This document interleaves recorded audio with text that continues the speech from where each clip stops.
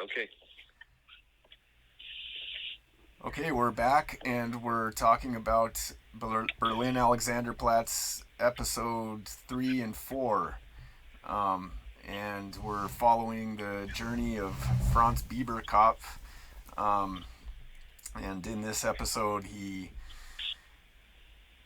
in the last episode, he has sent a letter from the municipality telling him that he can't live in a bunch of different districts of Berlin because of the crime he committed.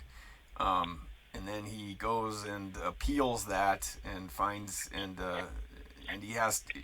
he's allowed to live there with some conditions. So the end of that episode ends on kind of a high note. And then in this episode, he finds he needs a job, um, and he finds a job with the what his girlfriend calls her uncle, selling shoelaces or schnooze ankles. Um, and after you watch this episode, you'll never forget what a shoelace is called in German again. Um, but so he gets a job doing that, and he meets a widow who invites him in, and he's like the spitting image of her dead husband, and he ends up having a interlude with this woman, and she ends up buying a bunch of shoelaces, I guess. But he tells his partner about what has happened with the woman, and his partner goes back there by himself and robs the woman. Um, and Franz Bieberkopf finds himself, he blames himself for what occurred because first of all, he kind of took advantage of this woman's loneliness, and made a buck off of it. Um, but at the same time, he kind of feels sorry for this woman. But then he goes and tells his partner about it, and so he kind of feels responsible for this guy robbing the woman, and he falls into a deep depression because of that. So I'll I'll give it over to you from there, and then I'll respond, I guess. Well, it's interesting because he is with a woman. He's with Lena, uh, who who really tries to believe in them. She has that line where she says, "I believe in us. I believe in us all the way," or something like that. Yes, that's exactly it. Actually, I wrote it down. I believe in us, Franz. I believe in us all the way, and and she's desperate to believe in something. They really all are desperate to believe in something, I think. Uh, and and they're very so when Franz sleeps with this other woman, and uh, you feel that I feel it drifting in this. Franz goes from incident to incident, trying to figure out what he believes, who he is. He's always questioning himself. When he's in that kind of hostel, and the guy you were just speaking of, what's his name? Merck? No, Loiters. Otto. Say it again, please. Loiters. That's his last name. Looters. Uh, yes, I think Yeah. Otto Luders, right? Otto Luders, and and uh, and Luders finds him in this hostile kind of place with bunk beds, etc. And Franz is furious, and he dumps a chamber pot on his head, and he knocks him down, and he's saying, I have to be clean. I have to be clean. Uh, Franz goes, see if you agree with this, but to me, Franz goes from one kind of incoherence to another. Uh, uh, the episode is called "A Hammer Blow to the Head Can Injure the Soul," and that kind of opened my eyes, because Franz is an injured soul. If you look at Franz as an injured soul, you really see this Franz, I see, as an image himself of the lost soul of the place. And as he goes from these incidents to incidents,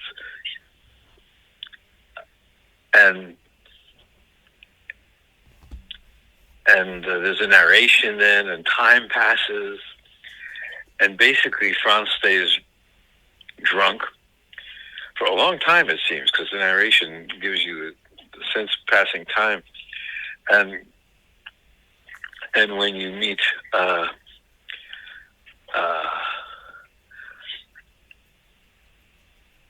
who was it? Mech now is selling clothes on the street, and they're really happy to see each other for about 10 seconds. It's like this very strange moment, because they're really happy to see each other, and then it passes, and when we find out that guy was living with Lena, whom Franz betrayed and left, but then Lena left him, and what's the line? I wrote it down.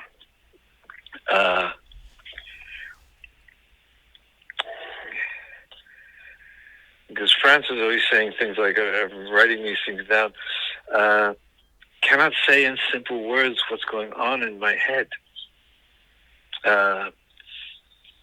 Running away from Lena and acting so strange. And he says, everything's clean, everything's swept away. That's what he wants. He wants everything to be clean, everything swept away. And then he can't breathe. I'm not finding the line I want. But, so it's in the next episode, which has a very interesting title: A Handful of People in the Depths of Silence. People don't speak like that in the story much, but the titles to each episode, the episode we were just talking a little about, is a hammer blow to the head can injure the soul. So this is a handful of people in the depths of silence. And his friend says, you've been lying there for 3 days sweating and shouting. He stays drunk and crazy. And then there's that slaughterhouse scene that comes out of nowhere, where you see this man in some kind of loincloth, and he pulls the sheep on his lap and kills it, and you see him kill it. And I started to think, and you check me up on this, I'm looking at a dream. I'm looking at a dream that goes on and on, or each episode is one night of a dream. I don't know, and maybe I'm missing something. I don't know where that slaughterhouse scene comes in. By where, I mean what that is doing with the rest of the film. Suddenly we see a man murder a sheep. And it makes sense to me if it's dreamlike, because it is a dreamlike, horrible thing, and then it just ends, and the rest of the story of Franz goes on. And then as in a dream, then the story, Franz is standing there looking at. He goes to the guy who gave him the Nazi newspapers to hand out, and he goes to that guy, and the newspaper business isn't so good, but that scene meanders about, and then ends when Franz reads headlines that you don't see. It's like Franz is screen left, looking at something that you can't quite see, and he reads headlines that, if you know the history of the time as we do somewhat, then he's reading of world events that don't touch him at all in his awareness. He'll sooner or later be swept up in them like everybody else, but they don't.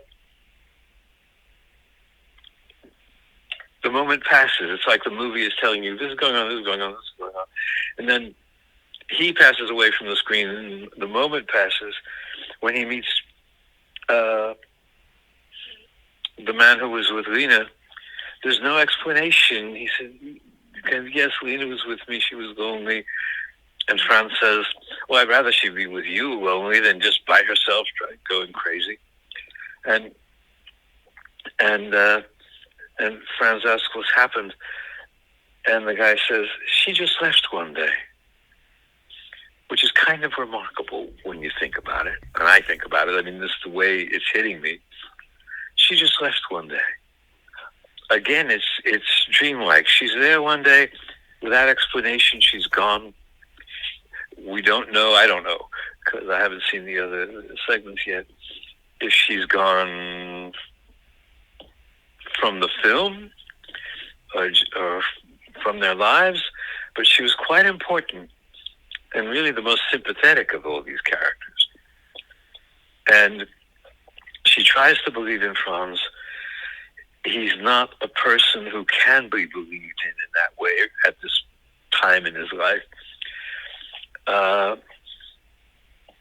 She ends up with Franz's friend just because he says, come home with me, we won't be, so we can be lonely together, kind of thing. And one day she just gets up and leaves. There's a sense, what I'm getting at, in a roundabout way, maybe not very interesting, but there's a sense to me of a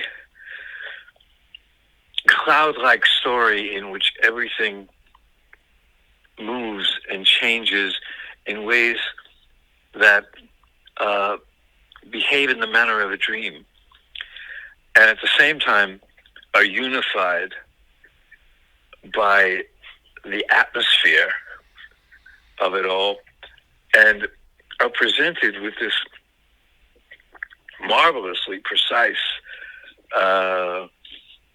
artistic style in the acting, in the directing. I've noticed some of these scenes go on a long time. The takes are very long. Not many directors are willing to take that chance, and so that you're watching. Sometimes it's like a play, and actually the sets are usually confined and play-like. You rarely get a sense of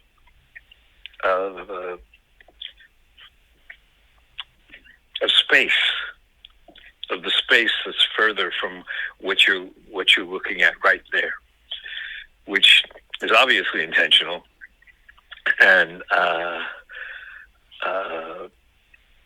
at the same time, it's not like they're doing it because they're low budget. This seems to me a richly produced piece of work. And so I'm looking at it as a long dream that I don't understand, but understanding that way isn't really necessary to it for me. And I keep exploring it. I do want to go on with it because it mystifies me. And I want to relate it to the documentary, but I also want to hear what you got to say first.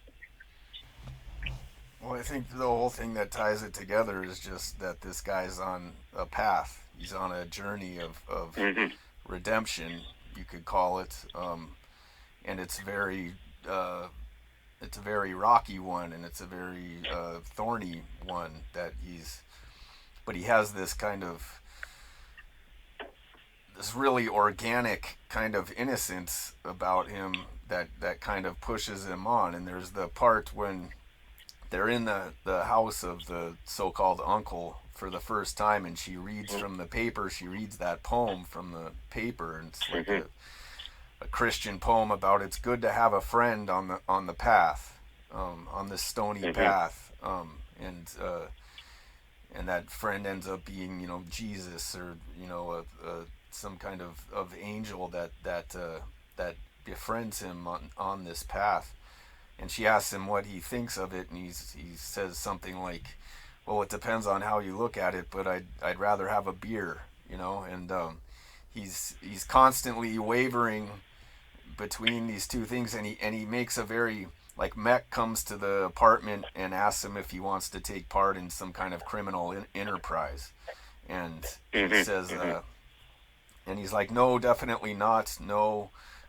So he's making these real obvious decisions about good and bad, and he's really, he's not letting himself be seduced into these very, like, conventional good and evil paths. Like, he knows not to go and do that, and the woman is kind of pushing him away from that too.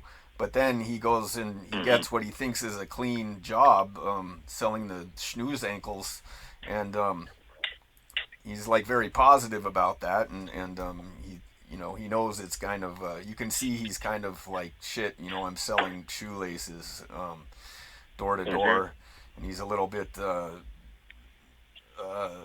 humbled by that, but he's still going to go ahead with it and do it, and he's trying to be positive about it and everything.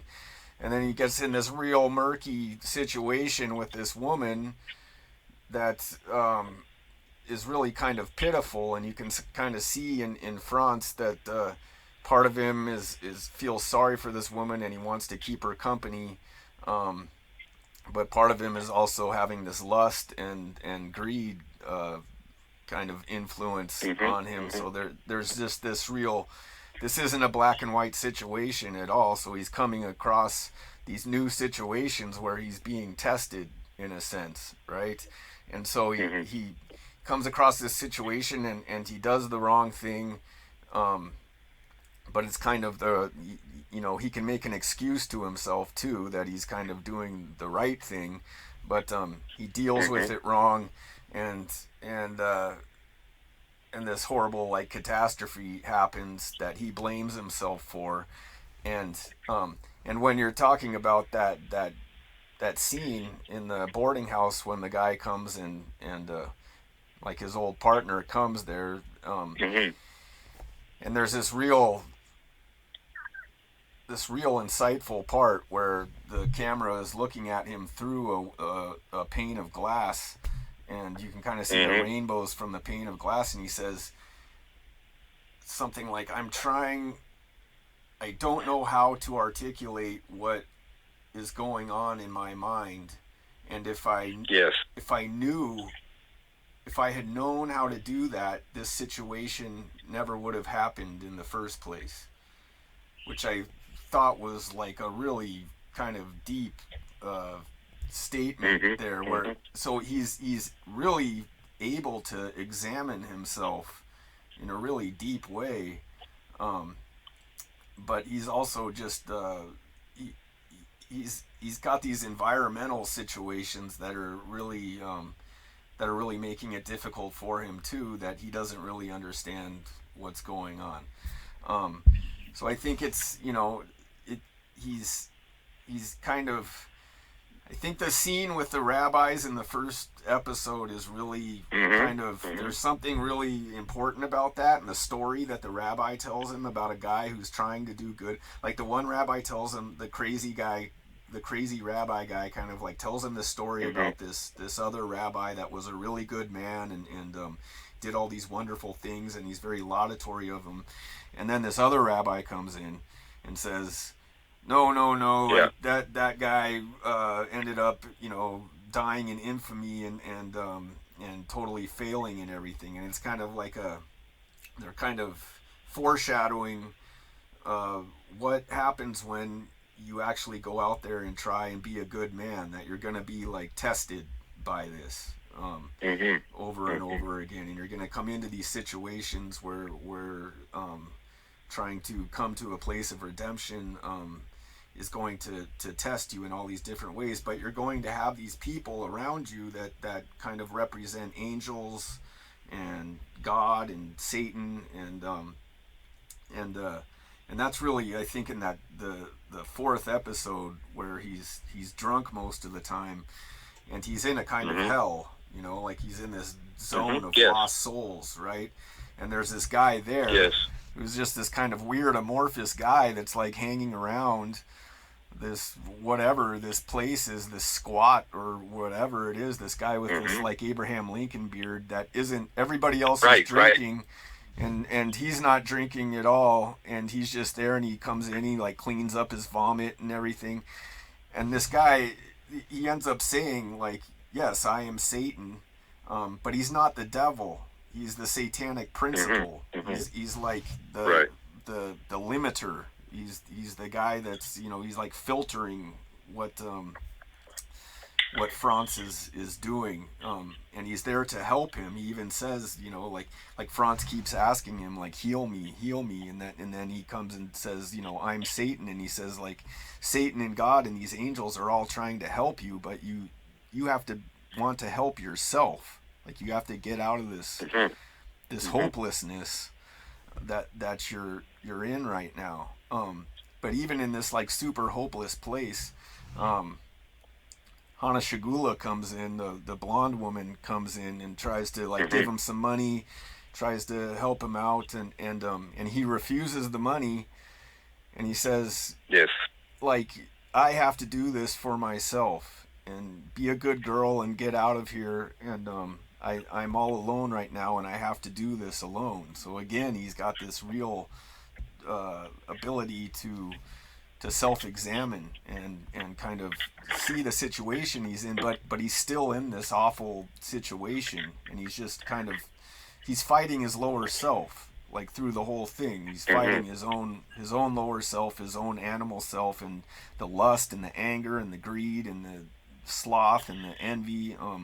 They're all represented, and I think that, like, there's these long passages in that episode where it's just NUI. It's like the freaking the landlady is just gossiping on and on and on and on and on and on, and then there, he's always reading the paper and just like reading every little ad on the paper. It's just total boredom and NUI and sloth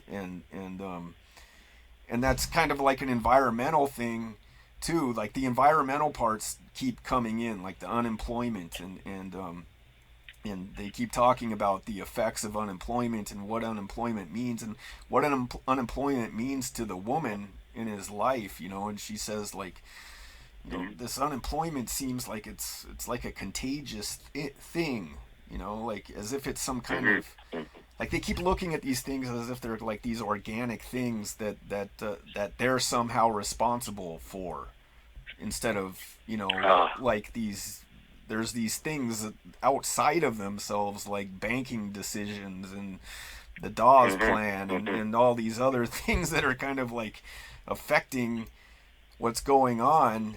But is it their karma in a sense too? Right? Like, because the whole thing is really about Franz's karma too, and him dealing with the karma of this horrible thing that he's done, and trying to dig his way out of this this awful karma that he has. So there's this like melange of things that and these different levels of karma that are pounding on him. And as soon as, it's like in life, like, as soon as you step your foot on this path of trying to redeem yourself and try to become a good person, that's when this like karma starts precipitating more and more, and starts kind of quickens more and more on him. But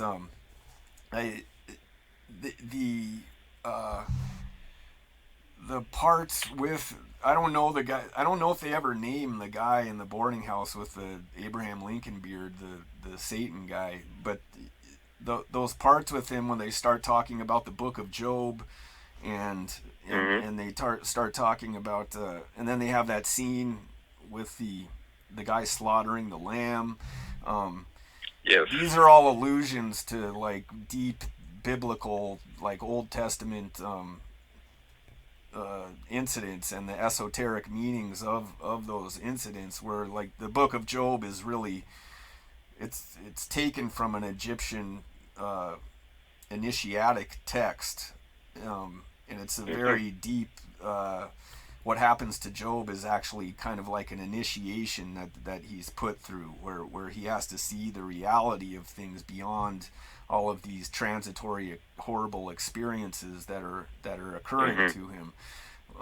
He has to see like the kind of the keynote behind the rhythm of these horrible, like he just keeps getting pounded and pounded and pounded, and kind of like he's like a sword on an anvil, and the blacksmith just keeps pounding him and pounding him into being like the real person that he is, without any kind of attributes or fetters around him, and just kind of learning who the primal person that he's supposed to be is, and getting rid of illusions that he has. So I think that all of those things mean something. It's not just some like meaningless melange of things that are thrown at you. I think I think Alfred Doblin, the guy that wrote this book, is just this really kind of amazing guy to be able to write this. But I think what he's really trying to get across is a very precise, even like Kabbalistic layers of taking off these vestures of who Franz is, and coming to the real Franz, and but this bad karma and these things that he's built up over lifetimes even have to be worked through, and that's kind of what he's working through these episodes. But it's not just Franz's karma; it's like the national karma of Germany too. And Alfred Doblin is he was a Jewish guy, and I think there's a big part of this series, or that the book was trying to work out what is the relationship between Gentile Germans and the Jewish community there, and what is there like an evolutionary is there some kind of evolution going on where they need each other, and they conflict with each other, but they're also like pushing each other in a sense to and it's funny because he ends up in that one episode, in the episode where he's getting drunk all the time. He in the middle of it, he ends up going back to that Jewish community and like walking around and trying to befriend people in that community, and like trying to find something there to tell them what's going on, like give them some kind of direction in a sense. But I think that's also what that's a very like deep part of what Doblin is trying to get across in it, because he's critiquing Judaism a lot in it, but he's also he's critiquing like his own community. He's also critiquing Germany and Germans, and he's critiquing the whole situation that they're both in this community. But that's really just kind of like one part of the whole thing. Like there's a bunch of different layers to this that go very deep into kind of metaphysics and occultism, I think. So like there's things in this that like I had to watch it over again to kind of try and figure out where it fits, and especially that scene that you're talking about where this weird creature guy who's like half animal, he's got like hooves and fur, and stuff, right? So he's kind of like this is like the animal self, or the animality in man, killing this lamb, and kind of I guess you could see it as the lamb representing innocence in a sense, and I don't know. There's a bunch of different ways you could look at that, but there's a lot of biblical symbolism, I think, going on there. But I think you're right. yeah, I do think you're right. yeah, but yeah, go ahead. Now, I really like your take on this.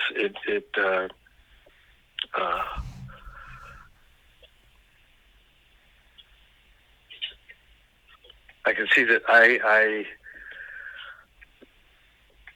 tend to stop at the surfaces of perception. I don't know if I've always done that, but looking at things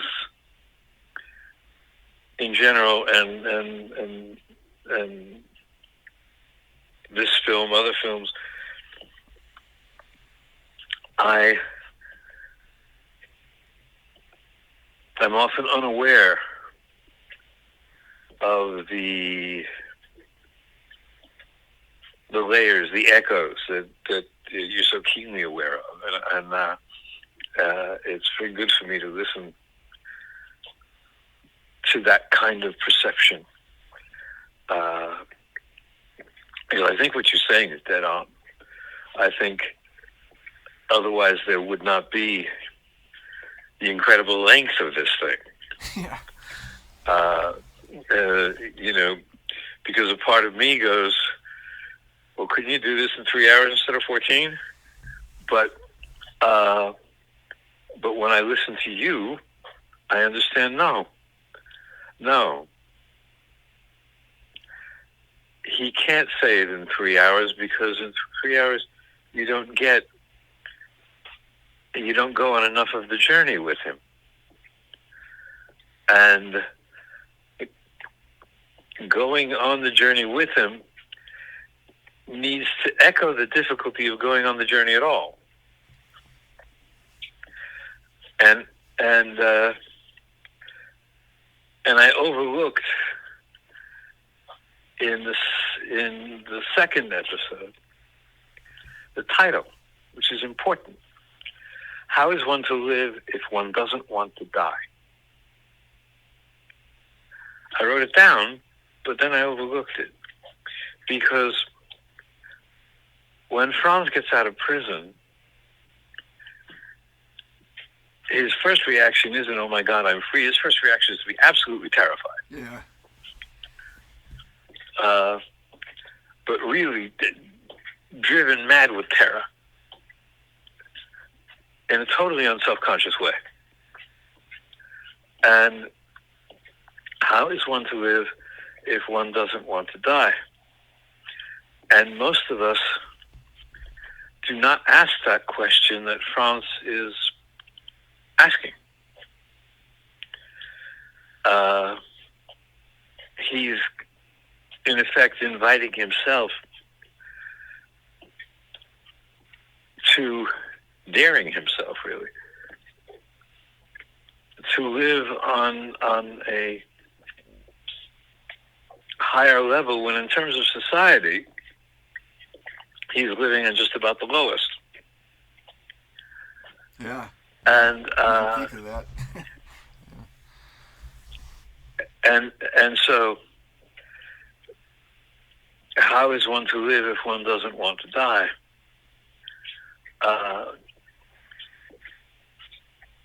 Because this is happening in a, as you say, in several larger contexts. There's Berlin, which, as the documentary pointed out, had 4 million people in it, and clearly the city is working. Clearly, these were mechanical times when it took a lot of labor to keep a city working like that, and clearly that's happening. Everything isn't falling apart. Clearly, the city is being supplied with enough food that not everybody's starving. And that takes a lot of work. Clearly, most of these 4 million people are living what are called normal lives. uh, and even the political conflicts in Berlin, as the documentary presented it,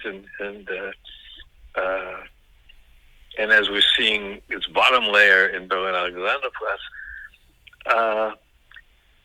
they weren't so concerned with politics as they were in Munich, where the National Socialist movement started and took root and spread.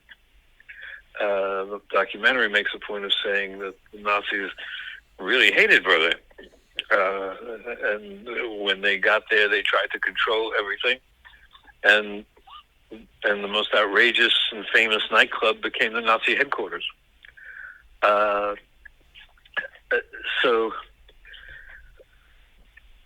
So what was extreme in Berlin and breaking all the boundaries, and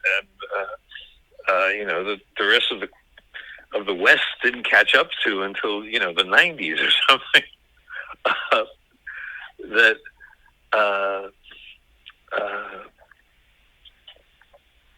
This man coming out of prison and into this underworld, because he's not really in that the cultural debauchery world that the documentary represented, the bohemian, artistic, if you want to call it that, avant-garde world, the performance art kind of world that the documentary was about. And he's not part of that always much greater number of society that is keeping the wheels running. And he's lost in between those dimensions, in effect.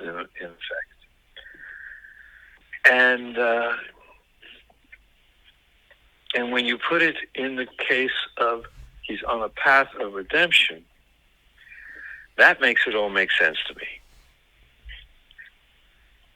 Within his sphere of awareness, because he's very clear. I don't have the words. If I could only put it simply, I don't know how to say what's going on in my mind. Well, that's a frightening thing. And he really personifies that fear at times. To not know to feel things in your mind, even to half think thoughts and not be able to understand where you're going with it all.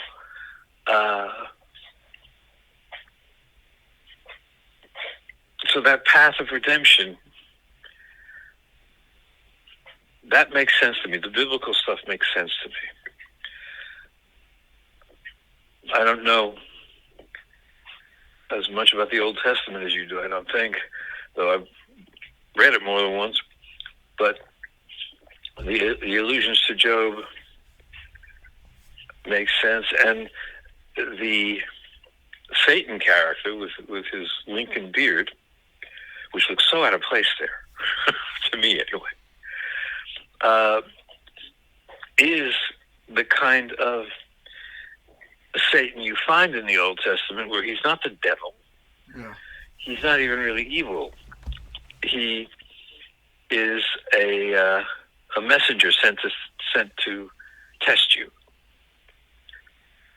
The original word for angel is messenger, and Lucifer is a fallen angel,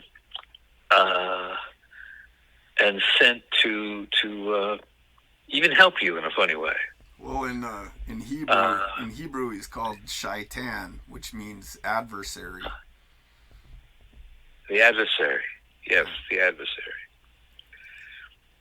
and some of us need adversaries to spur us on. So I find what you say very, very interesting.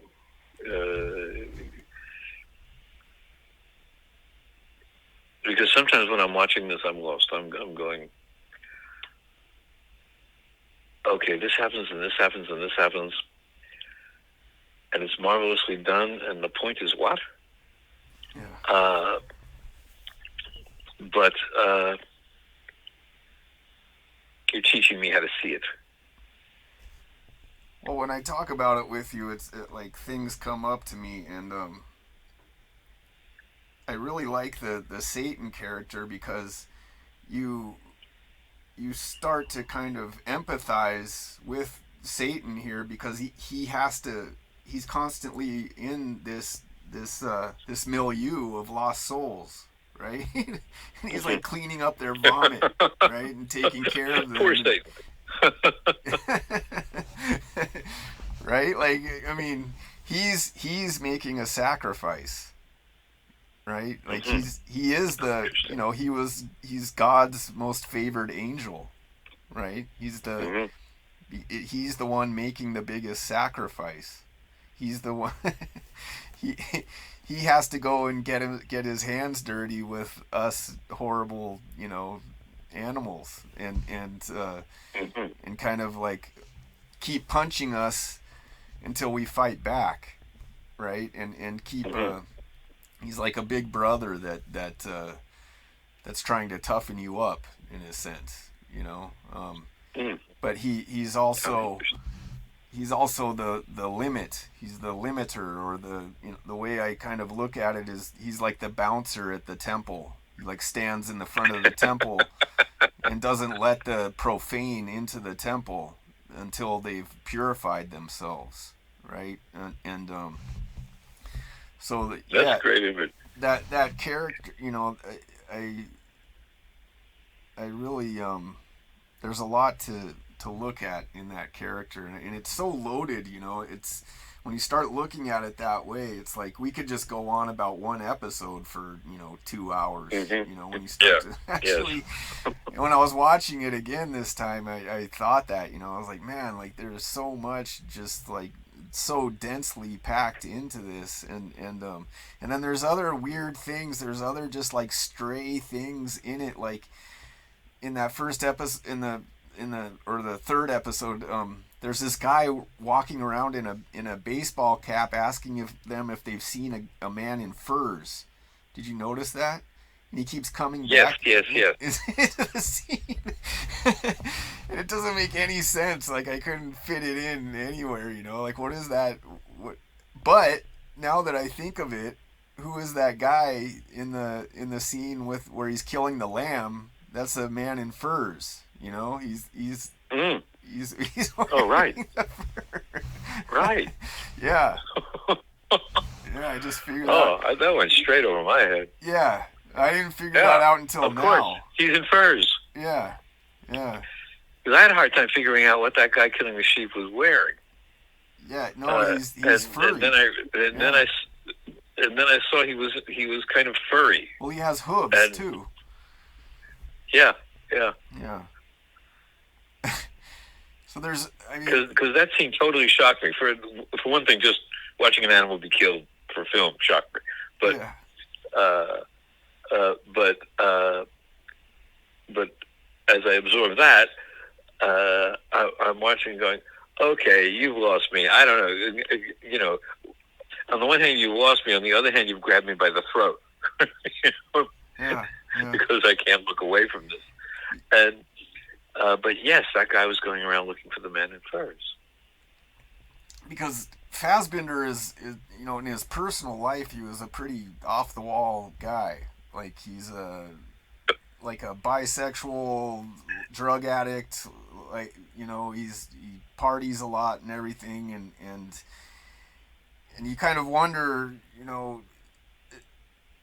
when you see little things like that, when you see little off-kilter parts in this, is this just some crazy thing that Fassbinder put in this? But everything, the way that it's actually shot, and especially I really noticed the lighting in this two episodes too, which was just like immaculate, and like I could just watch the whole thing just check out the lighting in each scene. Yes. He's very precise, and when I watched a documentary about the making of it, and he would film these scenes over and over and over and over again, and they interview the actors and actresses, and they all like complain about how he would do these scenes just over and over and over and over and over again until they got it just like exactly the way he wanted it, and I think he was just like super obsessive. The guy just never. he never gave himself any kind of free time, I don't think. And I think he made like 100 movies or something, and he's just My like God. this crazy. He was just totally driven to make film, and he was very, very, very good at it. Yeah, after we watch this, we should watch the Marriage of Maria Braun. That's probably his other most well-known film, and Hannah Shigula, the blonde woman in this, is the main character in it. But that's also a movie, like, whenever I took film classes, they would always show that movie just because of his direction. But yeah, the as you go through these episodes, there are little things that you just totally don't understand the first time you watch it, and then you watch it again, and it fits. But the whole thing has a kind of rhythm to it too, even if you don't It does have understand a kind of rhythm. what's going on in it. And it's strange because there's always ticking clocks in the background too. There's always an actual rhythm going on in it. But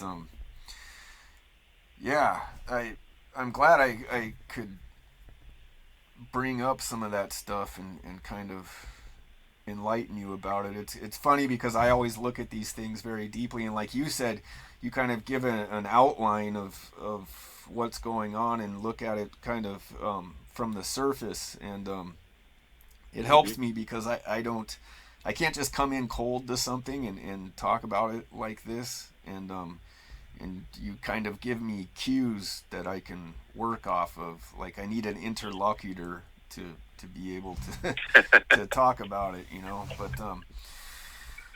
But yeah, I wanted you to kind of recognize the richness of this, and I when in watching these 2 episodes, I was hopeful that you would kind of start liking Franz Bieberkopf a little more than the last 2 episodes. Did you like? I did. I did. Yeah. Yeah. I get the struggle of being tortured with yourself, not able to escape yourself, getting drunker and drunker and not able to escape yourself. I've been there.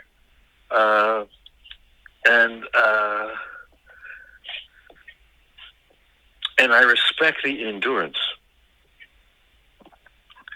the sense of path, the sense of he doesn't want to die, so how is he going to live? Yeah. I think that's really important. And I think that the viewer can see the endurance part of Franz Bieberkopf. Like, you can see that shining light behind everything in him, and that kind of primal innocence in him, where he's just been kind of thrown into these situations, and it really, I mean, for this story to work, he really had to have done something really awful. You know what I'm saying? Like, yes. Yes. There has to be like a baseline of like awfulness that he's trying to like work from, and yes, something that is a karma that he needs to work out, and it's really the whole series is kind of him just slipping back and forth. Like, I think he thinks in this first experience that he thinks, like, in his mind, like, that's it, that he's been through this awful experience, and then he went and got drunk for a long time, and then he's coming out of it, and he's kind of refreshed himself, and he goes and sees Mech, and he's like, you know, kind of happy again and kind of joyous again, and he's been through this horrible experience. But life is just like a series of these experiences, though, and he hasn't figured that out yet. So, you know, yes, he can't, and in each experience, and there's like a separate woman in each experience that he has every time that he goes through these That's things. True. You know? That's true. And yeah, so I'm glad that you're getting something out of it, and It's not just a 14. Yeah, no, I'm eager to see where it goes. Yeah, I'm gonna. it, you get. No, I'm definitely on the train till the last stop. Yeah, one of the things that one of the kind of insightful things that I thought the female actress says, I can't remember what her character name is, but she says about when they're talking about employment, and she says something like, it seems like every job that you get is somehow like there's something shady about it, like there's something that never yes. quite works out about it. And that's so true, like in those kind of, in those really like poverty stricken unemployment situations, it's like you're like, oh, I got a job, and you think like I'm on my way up and everything, and then there's just something really disappointing about it. Like you find out it's all a scam or something like that, and I think that says a lot about the environment that he's in that world, and just you keep trying to pull yourself out of this situation, but and be a good person and be on the straight and narrow, but the environment is just keeps kind of kicking you in the face, and but it's like, is that France's fault in a sense, or is that like Germany's fault in it? Is there a national karma that Germany itself is going, or Berlin itself is going through and having to deal with, and France is a part of that, and I think he comes back. It's going to come back over and over again to self-reliance, and that whatever situation you find yourself in, you're responsible for ultimately, right, on a exactly. like a cult level, like you can whine and be like, oh my God, like I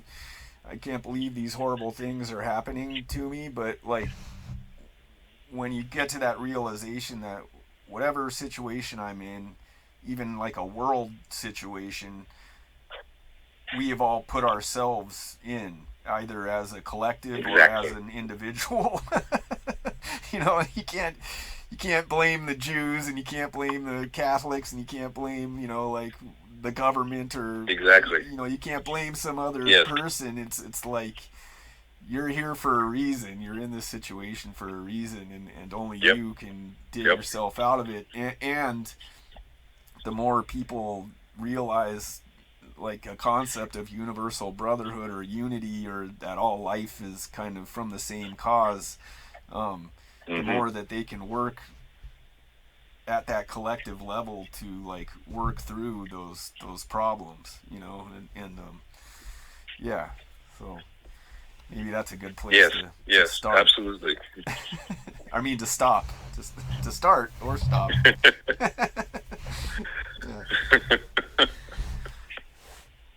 Okay, was there anything else you wanted to say?